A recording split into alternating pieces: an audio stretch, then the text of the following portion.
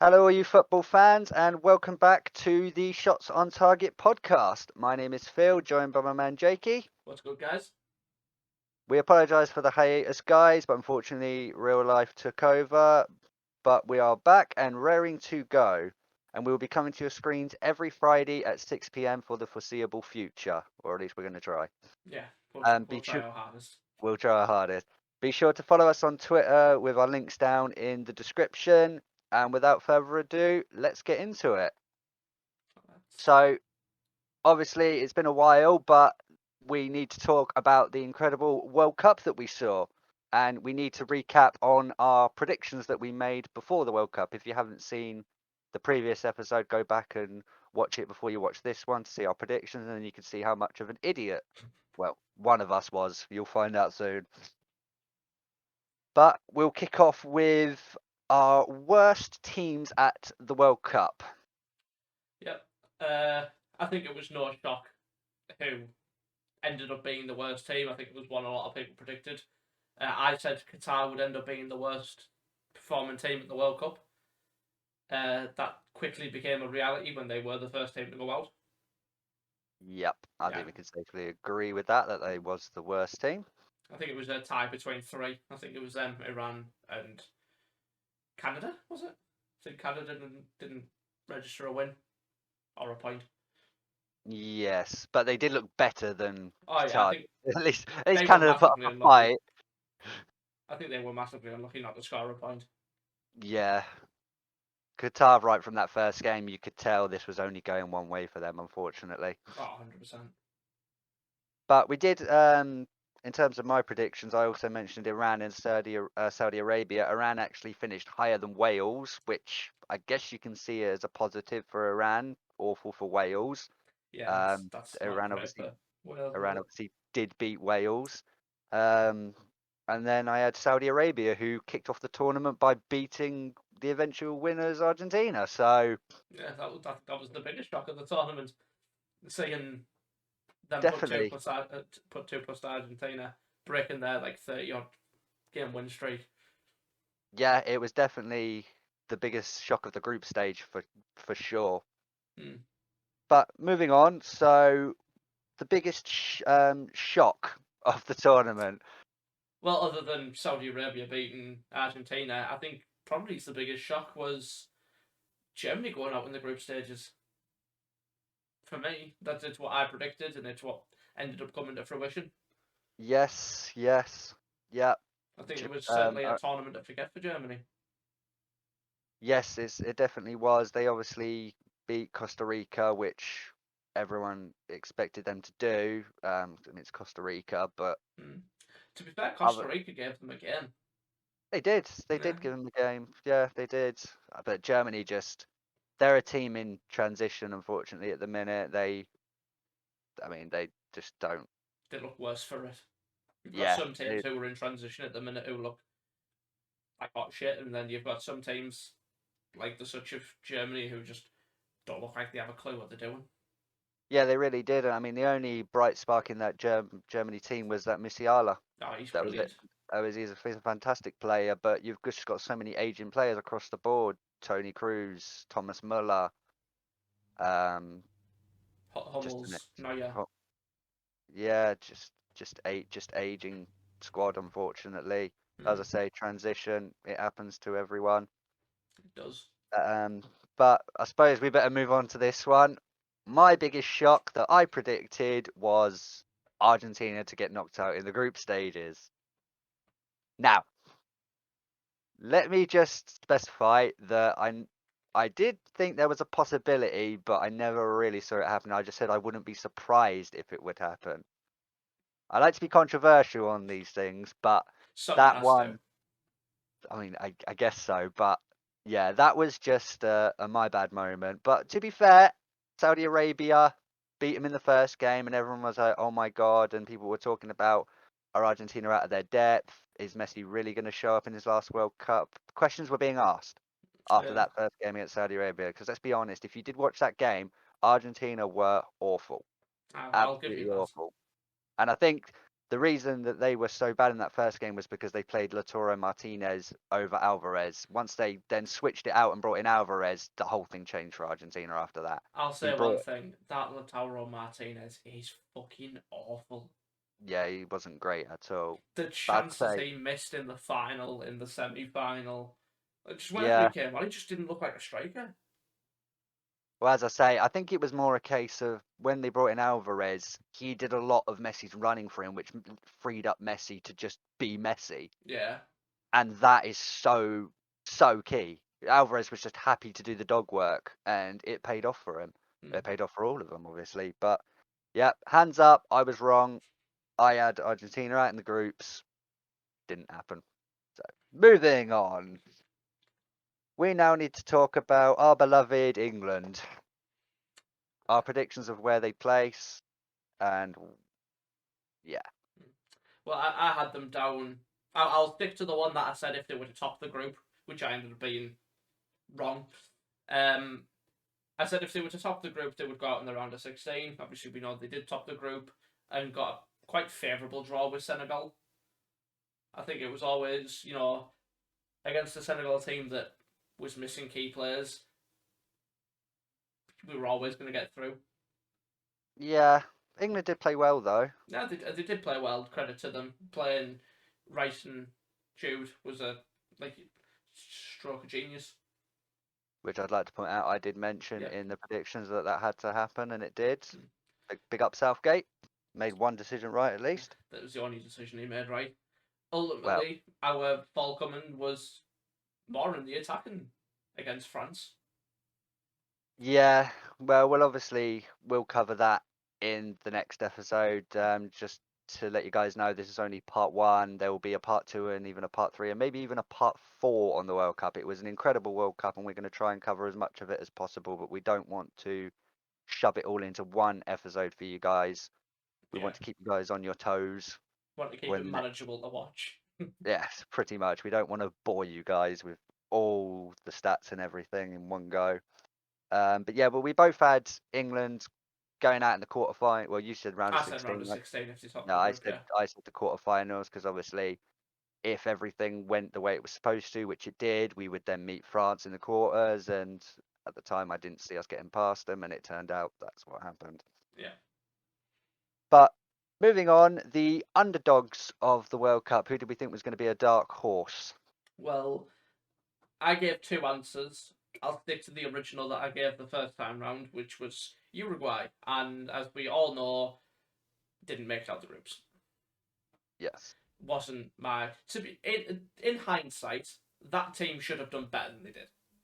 They showed glimpses. They showed They showed glimpses, but glimpses. ultimately they've not got enough. No, I think there was, to be honest, there was a key player for Uruguay that they were actually missing, which is Araujo at the I thought back. he played. No, Araujo didn't play. I could have sworn he played. I thought he did. No, Araujo didn't play because he was injured. Ah, that was it. Yeah, but yeah, he was a big miss. He's been brilliant for Barcelona this season. Yeah, he has. But yeah, Um, my dark horses were Uruguay, who eventually went out. So yeah, mine were actually Spain, which obviously made out of the group, and they did look good in the group in stages. I mean, they finished second. I mean, a team like Spain should probably be topping a group like that with Germany underperforming. Um, but obviously did make it into the knockouts and then fell to the wild cards of the entire World Cup, Morocco. I mean, Spain just couldn't break them down. Simple as they threw everything at Morocco in that game, and Morocco played for penalties, got to penalties, and battered them in penalties. I mean, yeah, I've never seen a Spain team as bad at penalties as what I did. So that's where Spain's World Cup ended. But that Morocco team were brilliant at the tournament, though. You could oh, make they a whole were. episode on them. They were, We yeah, will be covering Morocco's incredible it was run. a Don't you worry special about that, tournament for guys. them. Definitely. Okay, so next up, we've got, well, we're going to do both together. We've got the best player and the top goal scorer. Yep. Top goal scorer. My original prediction was Messi. I'll stick with my original prediction, which ended up being wrong after what was a sensational final. And my player of the tournament also followed the top goal scorer, which was Messi. I predicted both Messi to win the Golden Boot and the Golden Ball. I think it is. But you got Or one best out of player. two. I got one out of the two. Yeah, I think it was one of Messi's best international showings. Oh, 100%. Other than 100%. the first game, I thought it was easily one of his best tournaments. 100%. Like I said, once they freed him up with Alvarez, he was a different Messi, and he was the Messi Mm. everyone knows, and he just lit up the World Cup. I mean that assist. It wasn't even a goal. It was an assist against Croatia, where he made Vardiol, who was probably the young player of the tournament in a lot of people's eyes, he made him look like an average defender. Yeah, he did. It's But just that's that's what Lionel Messi Messi does. for you. That's Messi for you. Yeah, Yeah. you can't be surprised anymore. You just can't. The shocking thing is, even when he does that, people still get surprised that he just pulls something like that out of a hat. Like Yeah, madness. genuinely, He does it genuinely. time and again, and even now, yeah, at the age of 35, he still surprises us with what he can do. Absolutely, absolutely. So we better move on to mine. So I'm going to start with the top goal scorer. I had it as Vinny Jr. And let's be honest, Brazil absolutely underperforming World Cup. Again, we're going to touch on that in a different episode properly, but I just want to say a little bit about it. I mean, Vinny Jr. had all the talent in the world leading up to the World Cup. Brazil's team was just crawling with absolute talent, and it was just an underperforming World Cup from the entire squad. I think Vinny Mm. Jr. tried from the game, obviously the games that he played, but I think there were certain characters in that Brazil team that let it down. One of them being Neymar. Yeah, I I thought he mean, was awful. yeah, other than his incredible goal against Croatia, that probably should have put them through. There wasn't much at all No, from Brazil. But obviously, I picked Vinny Jr. to be top goal scorer. That didn't happen. I think Vinny Jr. finished on, I think he had 2 or 3 goals, maybe. I don't think it Maybe was a tournament to remember for him. Say no, that. it was only I think it was maybe 2 goals for Vinny, maybe even just one. Being honest. Mm. Um, Now we come to the best player. Now this one, this one was a good prediction in my eyes, but just didn't see what the hell was happening in that France camp. But I picked Benzema to be the best player of the tournament, and obviously he did not play a single minute. I mean, with context, it's not a bad suggestion, like a bad prediction. Ballon I d'Or mean, he's the winner. Ballon d'Or winner, Yeah. yeah. Like I think if he would have been in that France team, I mean, I don't see it would have been much difference to be honest, because I think Giroud was amazing anyway. But it's one of those you just don't. No one predicted what the hell would happen at France. I mean, they caught I think it was 2 or 3 injuries before the World Cup even started with Nkunku and Benzema, and there was another one as well. Yeah. Um, so they had to bring in replacements. And then Benzema comes out and says that he was actually fit for the round of 16, and Deschamps just Didn't said bring. no, don't want to bring you back, even though there was an option to do so. He could have even played in the final, um, but didn't do so. And now Benzema's decided, right, well, screw you, France. I'm not going to play for you ever again, and has retired from international football. Yeah. So, I can say one thing though. His replacement for that tournament, but Giroud. What a tournament he has! oh, so, Crazy uh, tournament honestly, I could do a whole episode on just Olivier Giroud, just as as a a whole. player. Yeah. Yeah, just so underrated. The problem with him is though you need to play a certain way to get the best out of him, Yeah. and you can't. He's not. He won't score you 20, 30 goals a season, but he'll get you those most important goals that you need I think if in terms of club football. International, he's fantastic because it's just so many games, and he will always show up and yeah, put a shift in. Although I think he was very underwhelming in the final. I think a lot of fans Argentina were. well, I think Argentina had a plan for him in the final, and it worked. Yeah. They shut him down completely. I mean, they also stopped Griezmann as well. They stopped a lot of France. I thought for 80 minutes. France were poor. Not far wrong, Oh, but yeah, we'll come to 100%. that Oh in yeah, another that's episode. that's a different conversation altogether. That final. One thing I will Um, say is though, it's hard to not watch Giroud's goals, like some of the goals that he scored throughout his career, and not say like, oh yeah, he's one of the best players of all time. oh, You wouldn't 100%. think of him as like someone 10 years ago was playing in an underperforming Arsenal team. Oh no, but even in that underperforming Arsenal team, he was still one of the Oh yeah, top massively. players there. So you can never write off Olivier Giroud. You always know what you're going to get with Olivier Giroud, but sometimes even when you're playing against it and you know what you're going to be up against, you can't stop it. I mean, look at England. It took just one cross and Giroud was in, and Mm. he just delivered, and that's what put him through. Yeah. And then finally, our predictions of who would win the World Cup. I will let you take over here because you're going to be gloating. Crack on. Yeah, I said early doors. I said long before the World Cup, like in the lead up. I said Argentina would win it. It was written in the stars. It's Messi's last like tournament, and last major World Cup because I can't see him making it to 2026 or whatever the next one is. Oh no, he's Um, come out and said he'll still play for Argentina, but he won't be playing in another World yeah, Cup. That's it. He's gonna. I said he'll be 39 come the next tournament. So I think that's safe to say he bows out as a World Cup winner. But I said early on, I said that they'd win the tournament. I said in the video that they'd win the tournament. It was one of them that seemed too good not to happen. The lead up, the way how they were playing up until the tournament. I know they had the scare early on against Saudi Arabia, but there was never a doubt in my mind that they would go on and win it.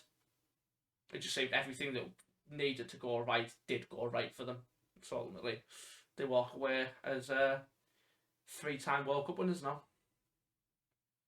Yep, that is. Yep, that's about as good as it gets. Yeah, Messi bowing out in the biggest high ever. the The only one trophy thing. he needed to win.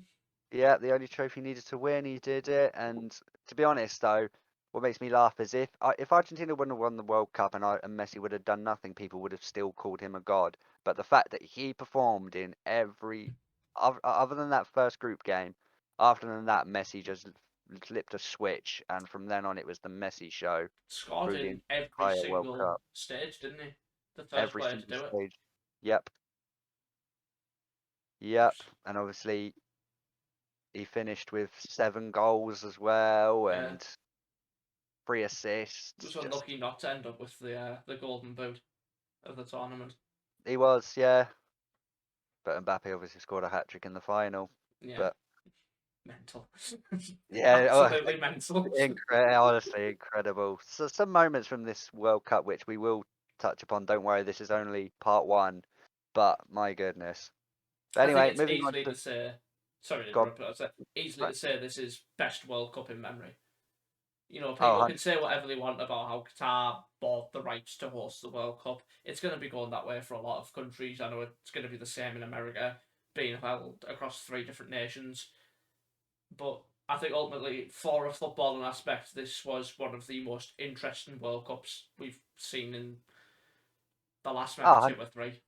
100%. Because considering everything that was spoke about before the World Cup, you had the FIFA scandal, you had the deaths in Qatar building the stadiums, you had the poor housing, you had the accommodation that was shocking, Mm. all this stuff that was coming out before the World Cup. But then, literally, that first 90 minutes, as soon as the World Cup kicked off properly and the football took over, that was it. Then no one gave a shit about anything else that they needed to. It was all about the football, and that's exactly how it should be.